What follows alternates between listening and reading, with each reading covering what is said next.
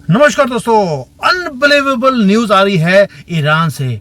और ईरान ने एडमिट किया है कि इजराइल के जो मोसाद के लोग हैं, स्पाइज हैं, जासूस हैं, वो हाईएस्ट लेवल ईरान के अंदर घुस चुके हैं। और उसके कारण ये रिपोर्ट उनकी है, ये मेरी रिपोर्ट नहीं है। और ईरान एडमिट कर रहा है कि खमेनी को सराउंड कर लिया गया है। पूरी की पूरी मिलिट्री वो कोलैप्स हो चुकी है ईरान की। उन्होंने पिक्चर जारी करे। ये टॉप के जितने भी इनके इंटेलिजेंस के लोग थे, इनके साइंटिस्ट थे न्यूक्लियर के, इवन खमेनी के जो करीबी लोग हैं, वो सारे के सारे मारे गए हैं। और इसका पूरा एक कोवर्ट ऑपरेशन इजराइल की तरफ से किया गया। सालों से वो लगे हुए थे।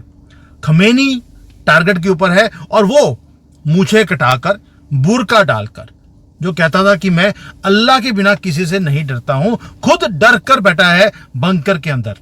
और बंकर के अंदर भी एक डस्टबिन है, उसके अंदर बैठा हुआ है।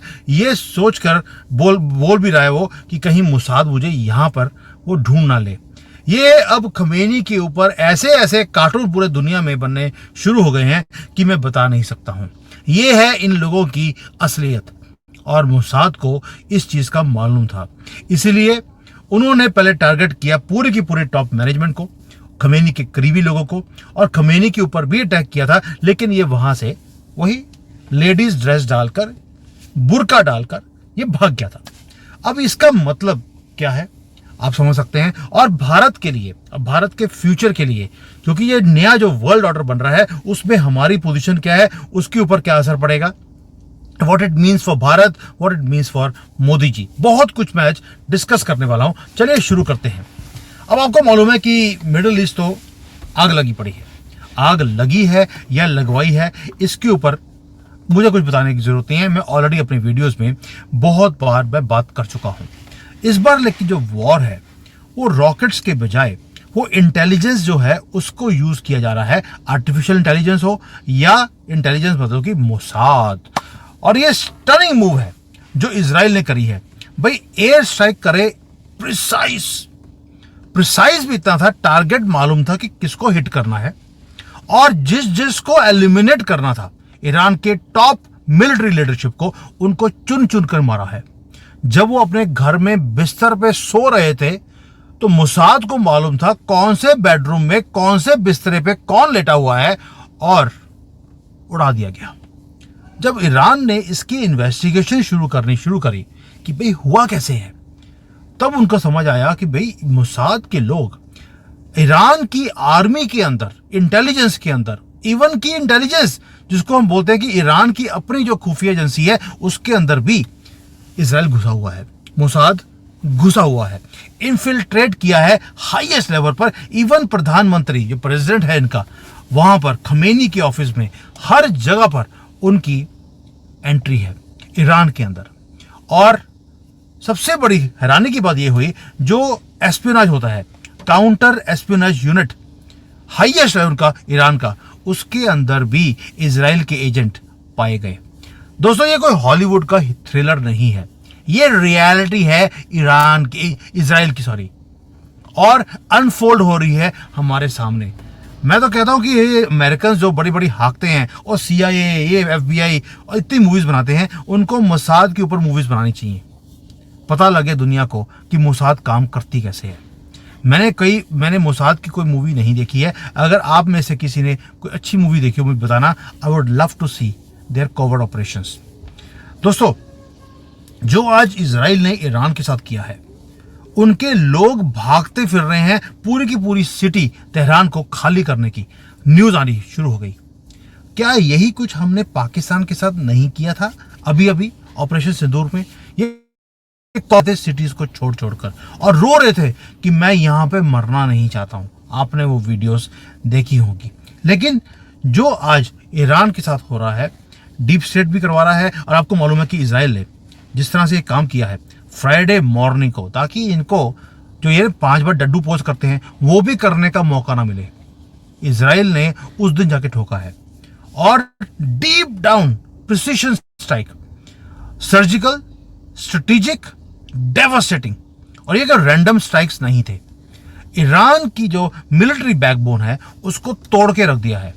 और जो मरने वाले लोग हैं उसमें कमांडर है IRGC का, जॉइंट स्टाफ का चीफ है, एयरफोर्स डिवीजन का हेड है, इवन जो इनका जो कंस्ट्रक्शन कमांड होती है, जो न्यूक्लियर बॉम्ब्स को और बैलिस्टिक मिसाइल्स के इंफ्रास्ट्रक्चर को जो बनाते हैं वो भी मारा गया है। सारे के सारे ऑल गॉन, ये लीजिए पूरी लिस्ट गॉन वाइल स्लीपिंग। अब आपके दिमाग में और ईरान के दिमाग में एक क्वेश्चन बार बार आ रहा था कि यार इतनी इंफॉर्मेशन कैसे पहुंच गई इजराइल के पास।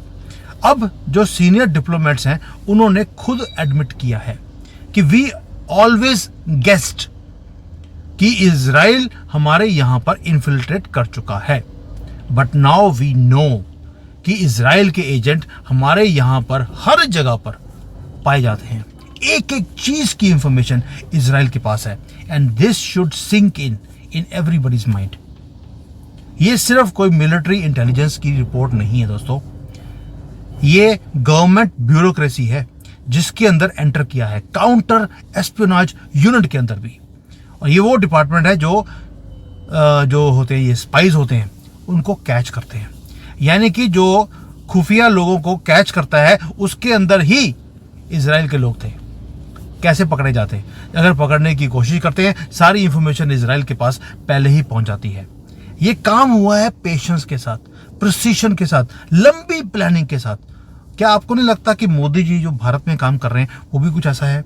अज्ञात वीर जाते हैं, हमारे एक एक दुश्मन को, वो बेशक खालिस्तानी हो वो पाकिस्तानी हो, हमने छोड़ा नहीं है। कितने कॉकरोचों को मार गिराया है मोदी जी ने। और ये ओवरनाइट नहीं होता, ना वीक्स और मंथ्स में होता है, सालों की प्लानिंग होती है। और ये चीज हमने इजराइल से सीखी है। आपको क्या लगता है आज मोसाद हमारे लोगों को ट्रेनिंग दे रहा है? क्या ट्रेनिंग दे रहा होगा? छोले भटूरे बनाने की या ऐसे कोवर्ट ऑपरेशंस करने की? ये स्लोली साइलेंटली जाते हैं दूसरे कंट्रीज के अंदर, सालों साल उन लोगों की मूवमेंट्स को ये कैप्चर करते हैं। और उसके बाद वहां पे जो आपको मालूम है, पाकिस्तान हो या ईरान हो, ये मुस्लिम कंट्रियों के अंदर करप्शन हाईएस्ट लेवल पर होती है।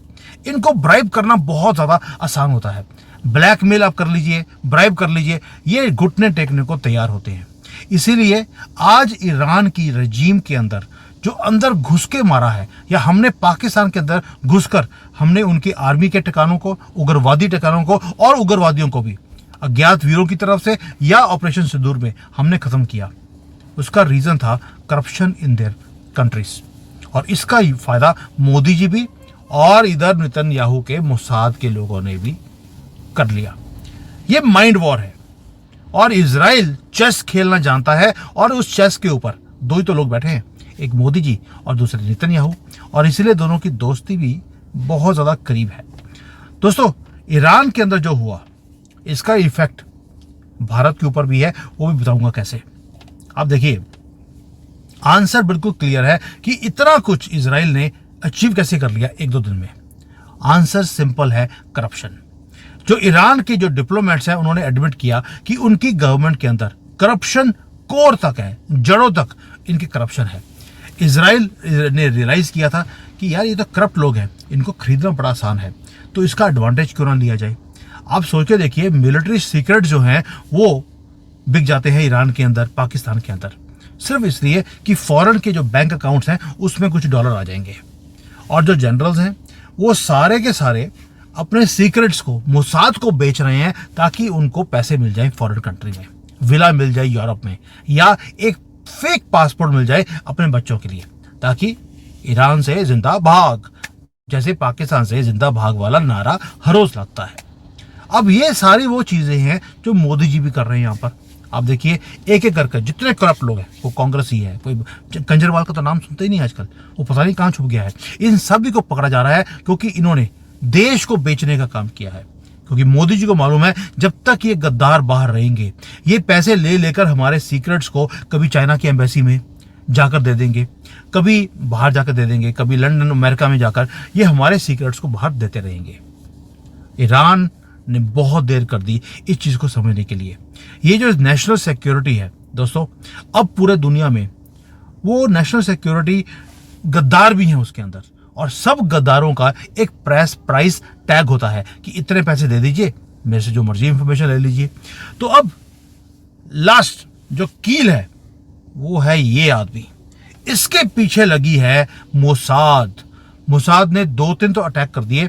उन्होंने पहले बोल दिया जब तक ये आदमी नहीं मरेगा तब तक शांति नहीं हो सकती, और ये मोस्ट डेंजरस पार्ट है ऑपरेशन का इजराइल का, क्योंकि उन्हें मालूम है कि जो टॉप की जो ब्रास है ईरान की, उसको हमने खत्म कर दिया, लेकिन जब तक हम इस supreme leader, so called supreme leader को, खमेनी को हम खत्म नहीं करेंगे तब तक कुछ नहीं ठीक हो सकता।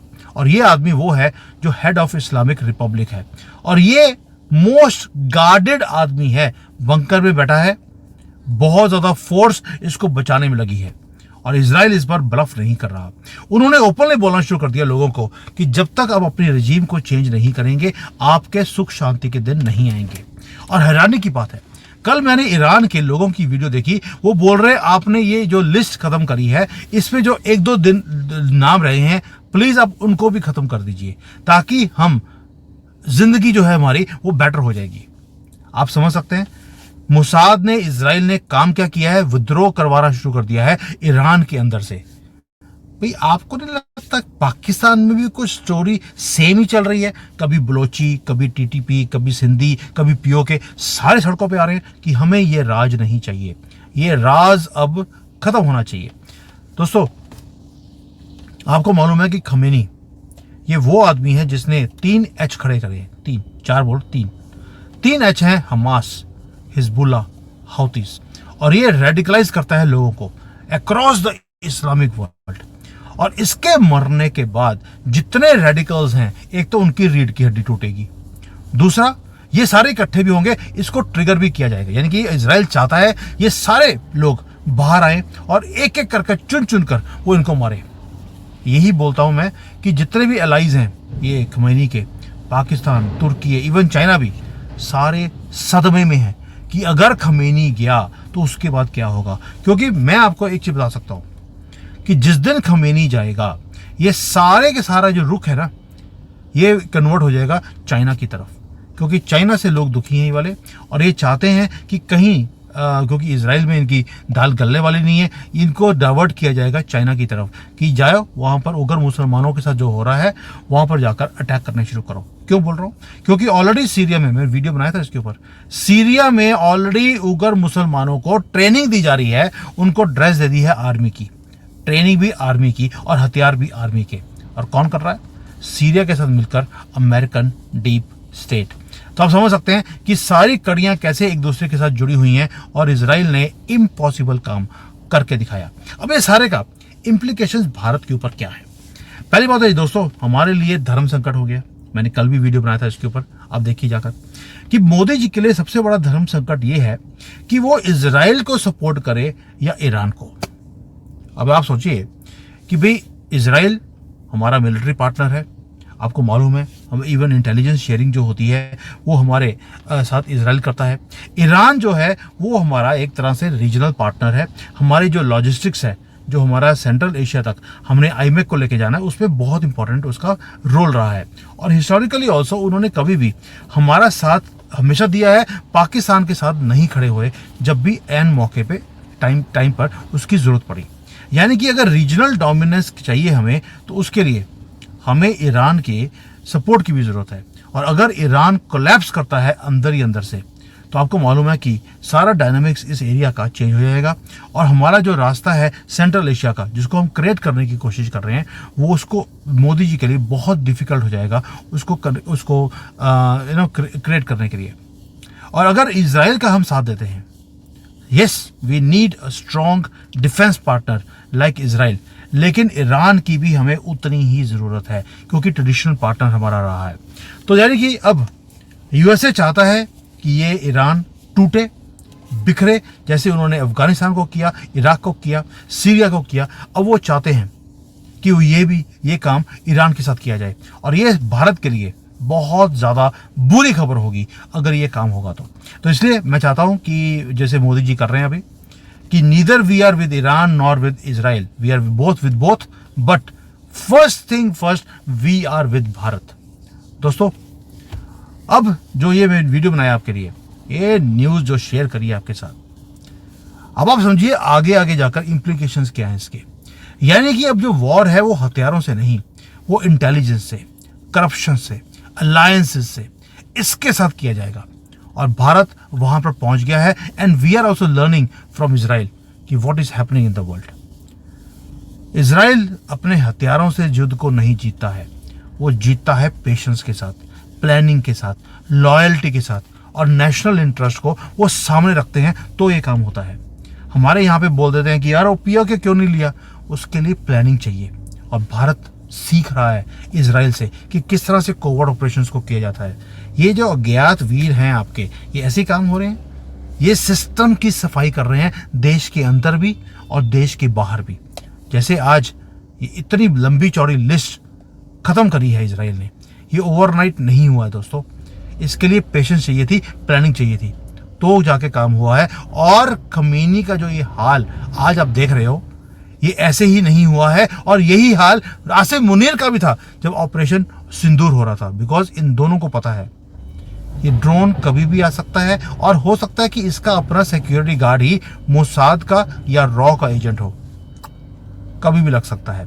और यही है भारत और इजराइल की दोस्ती। लेकिन हमें ईरान को वीक देखना है, खत्म नहीं करना है, ये भी हमें याद रखना चाहिए।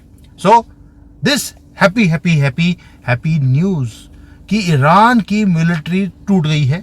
खमीनी बुरके में छुपा हुआ है, बुरके में नहीं, डस्टबिन में छुपा हुआ है। और ये परमानेंटली इसी डस्टबिन में ये ऊपर जाएगा 72 हॉर्स के पास भी। ये भी गारंटी है क्योंकि इजराइल ने ओपनली डिक्लेयर कर दिया he is our number 1 target. और बड़े आसानी से कर लिया, कुछ पैसे देकर गद्दार ईरानियन को, जैसे हमने कुछ गद्दार पाकिस्तानियों को हमने पैसे देकर ये काम करवाया था।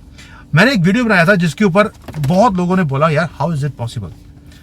आसिम मुनीर एक लायबिलिटी है, लेकिन उसको हटाने के लिए जो इंटेलिजेंस हमें दी गई, किसी ने हमसे पैसे लिए अमेरिका पाकिस्तान में, और सारी इंटेलिजेंस दे दी कहाँ कहाँ पे उनके न्यूक्लियर एसेट्स हैं, कहाँ पे इनके कॉकरोच हैं, और हमने वहीं पर प्रिसीशन स्ट्राइक वैसे ही किया जैसे ईरान ने किया। उस बंदे का नाम था, बड़े आसानी से दे देता हूँ आपको, Bajwa, ex chief of Pakistan. उसने हर चीज हमें दी उस वक्त, क्योंकि उसके बिना कोई और हमें दे नहीं सकता था। और उसकी आसिम मुनीर के साथ कभी भी दोस्ती अच्छी नहीं रही है। ही डिड नॉट वांट कि आसिम मुनीर इस पाकिस्तान का वो आर्मी चीफ बने, लेकिन बना दिया गया। और देखिए आते ही उसने क्या किया है, हिंदू मुसलमान, उस पहलगाम, और उसके बाद एक ही बात, मार्शल बना लिया अपने आप को युद्ध हारने के बाद भी। जो बाजवा है वो नहीं चाहता था कि ये आदमी बने, उसको मालूम है कि ये रेडिकलाइज आदमी है। इसीलिए अब जो अंदर से खबरें आ रही हैं पाकिस्तान के अंदर, आसिम मुनीर के जो दिन हैं दे आर नंबर्ड। जैसे खमीनी को उड़ाया जाएगा, पाकिस्तान के अपने लोग आसिम मुनीर को उड़ाने वाले हैं, और बाजवा का बहुत बड़ा हाथ होगा। ये किसी और दिन मैं कवर करूंगा डिटेल में आपके साथ। मैंने एक बार पहले भी किया था, लेकिन अब time I think so is ripe to cover up this also. Until then, thank you, जय हिंद, वंदे मातरम, जय सिया राम।